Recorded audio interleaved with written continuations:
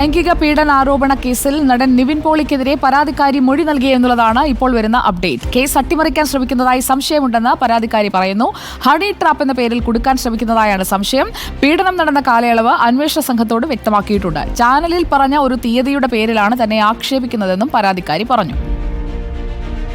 ഇപ്പൊ മാധ്യമങ്ങൾ ഡേറ്റുകൾ തമ്മിൽ അങ്ങോട്ടും ഇങ്ങോട്ടും ഒത്തിരി വ്യത്യാസം പറയുന്നു. ഞാൻ നാട്ടിലായിരുന്നു, ഞാൻ പരാതി കൊടുത്ത സമയത്ത് ദുബായിൽ ഇല്ലായിരുന്നു, നാട്ടിലായിരുന്നു എന്നൊക്കെ പറയുന്നുണ്ട്.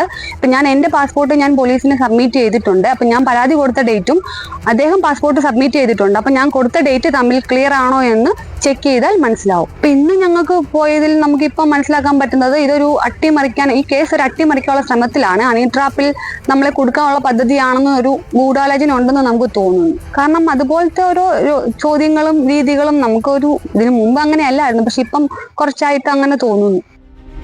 Arjun Mattannur, good evening. പരാതിക്കാരി പറയുന്നത് എന്താണ്? നിവിൻ പോളിക്ക് ഒപ്പം സാക്ഷി പറഞ്ഞുകൊണ്ട് നിവിൻ എവിടെയായിരുന്നു, അവിടെ ഉണ്ടായിരുന്ന ആളുകളൊക്കെ രംഗത്ത് വന്നതിന് ശേഷമാണല്ലോ പരാതിക്കാരിയുടെ ഈ പ്രതികരണം വരുന്നത്. കേസിന്റെ അന്വേഷണം ഇപ്പോൾ എങ്ങനെയാണ് മുന്നോട്ട് പോകുന്നത്? അർജുൻ.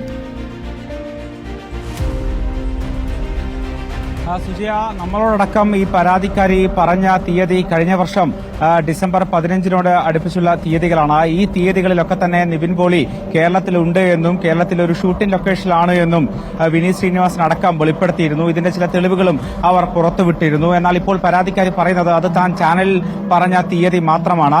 എന്നാൽ യഥാർത്ഥ തീയതി താൻ അന്വേഷണ സംഘത്തിനോട് പറഞ്ഞിട്ടുണ്ട് എന്നുള്ളതാണ്. മാത്രമല്ല തന്റെ പാസ്പോർട്ടും മറ്റ് യാത്രാരേഖകളും ഒക്കെ തന്നെ അന്വേഷണ സംഘത്തിന് കൈമാറിയിട്ടുണ്ട്. നിവിൻ പോളിയുടെ യാത്രാരേഖകളും പാസ്പോർട്ടും അന്വേഷണ സംഘത്തിന് കൈമാറിയിട്ടുണ്ട് എന്നാണ് മനസ്സിലാക്കുന്നത്. ഇത് ഒത്തുനോക്കിക്കഴിഞ്ഞാൽ ഇക്കാര്യം വ്യക്തമാകും എന്നാണ് ഈ പരാതിക്കാരി പറയുന്നത്. ഇന്ന് പരാതിക്കാരിയും ഭർത്താവിനെയുമാണ് ആലുവ റൂറൽ ക്രൈംബ്രാഞ്ച് ഓഫീസിൽ എത്തിച്ച് മൊഴിയെടുത്തത്. എന്നാൽ ഈ മൊഴിയെടുക്കുമ്പോൾ ഈ പ്രധാനമായും അവരോട് ചോദിച്ചത് അവരുടെ വരുമാന മാർഗം, അതോടൊപ്പം തന്നെ മറ്റ് വ്യക്തി വിവരങ്ങളാണ് ചോദിച്ചത് എന്നാണ് ഈ പരാതിക്കാരി പറയുന്നത്. കേസ് അട്ടിമറിക്കാനുള്ള ഒരു ശ്രമമുണ്ടോ എന്ന് സംശയിക്കുന്നു എന്നും ഈ പരാതിക്കാരി ആരോപിക്കുന്നുണ്ട്. അതായത് ഹണി ട്രാപ്പ് എന്ന പേരിൽ ഈ ദമ്പതികളെ കൊടുക്കാനുള്ള ശ്രമമാണോ പോലീസ് നടത്തുന്നത് എന്നൊരു സംശയമുണ്ട് എന്നും പരാതിക്കാരി പറയുന്നുണ്ട്.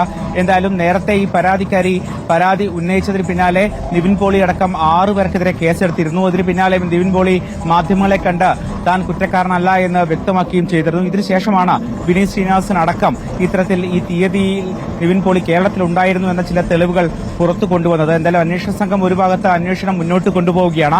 അതോടൊപ്പം തന്നെ നിവിൻ പോളിയുടെ മൊഴിയെടുക്കാനുള്ള നീക്കത്തിലേക്കും അന്വേഷണ സംഘം കടക്കുന്നുണ്ട്.